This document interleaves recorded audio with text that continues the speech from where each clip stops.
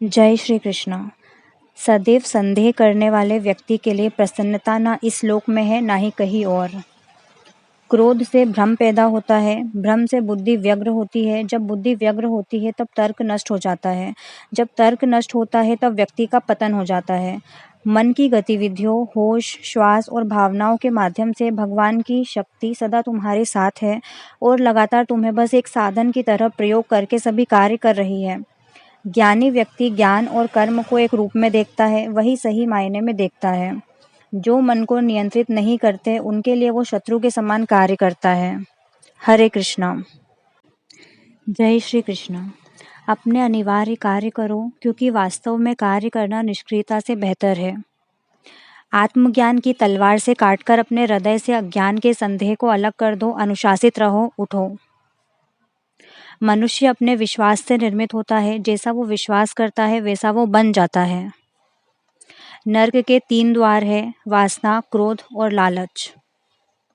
इस जीवन में ना कुछ खोता है ना ही व्यर्थ होता है। हरे कृष्णा। मन अशांत है और उसे नियंत्रित करना कठिन है, लेकिन अभ्यास से इसे वश में किया जा सकता है। लोग आपके अपमान के बारे में हमेशा बात करेंगे। सम्मानित व्यक्ति के लिए अपमान मृत्यु से भी बदतर है।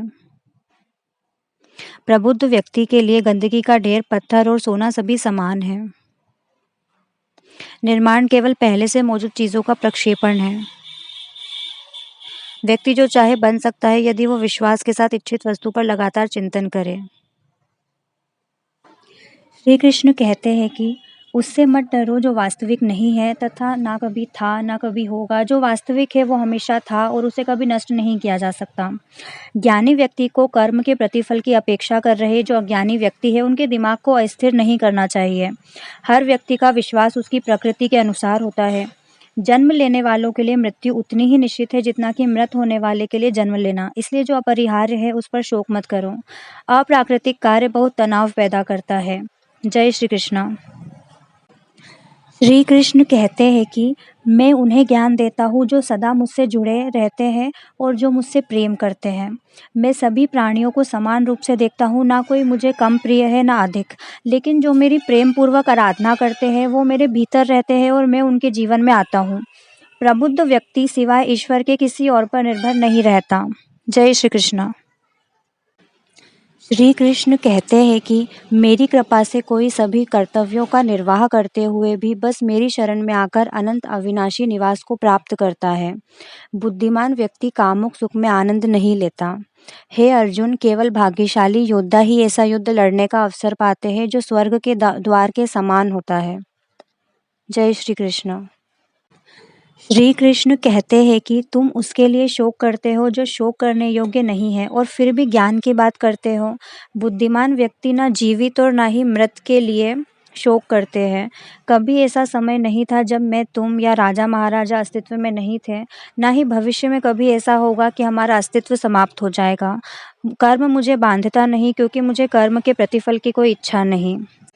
श्री कृष्ण कहते हैं कि वह जो वास्तविकता में मेरे उत्कृष्ट जन्म और गतिविधियों को समझता है वो शरीर त्यागने के बाद पुनः जन्म नहीं लेता और मेरे धाम को प्राप्त होता है। कर्मयोग वास्तव में एक परम रहस्य है। बुद्धिमान व्यक्ति को समाज कल्याण के लिए बिना आसक्ति के काम करना चाहिए। जय श्री कृष्ण। श्री कृष्ण कहते हैं जब आप अपने कार्य में आनंद खोज लेते हैं तब आप पूर्णता प्राप्त करते हैं। वह जो सभी इच्छाएं त्याग देता है और मैं और मेरा की लालसा से मुक्त हो जाता है उसे शांति प्राप्त होती है। जो व्यक्ति आध्यात्मिक जागरूकता के शिखर तक पहुंच चुके हैं उनका मार्ग है निस्वार्थ कर्म, और जो भगवान के साथ संयोजित हो चुके हैं उनका मार्ग है स्थिरता और शांति। जय श्री कृष्ण। श्री कृष्ण कहते हैं केवल मन ही किसी का मित्र और शत्रु होता है। कर्म न करने से कर्म करना श्रेष्ठ है। आसक्ति से कामना का जन्म होता है। क्रोध से मूर्खता उत्पन्न होती है। मूर्खता से भ्रांति, भ्रांति से बुद्धि का नाश और बुद्धि के नाश से प्राणी मात्र का नाश हो जाता है। जो अपने हिस्से का काम किए बिना ही भोजन पाते हैं वो चोर है। श्री कृष्ण कहते हैं कि अपकीर्ति मृत्यु से भी बुरी है। फल की अभिलाषा छोड़कर कर्म करने वाला मनुष्य ही अपने जीवन को सफल बनाता है। जो हमेशा शंका मन में रखते हैं उन्हें ना इस संसार में और ना ही कहीं भी चैन मिलता है। बुद्धिमान व्यक्ति ज्ञान और कर्म को एक ही देखता है, यही सत्य है।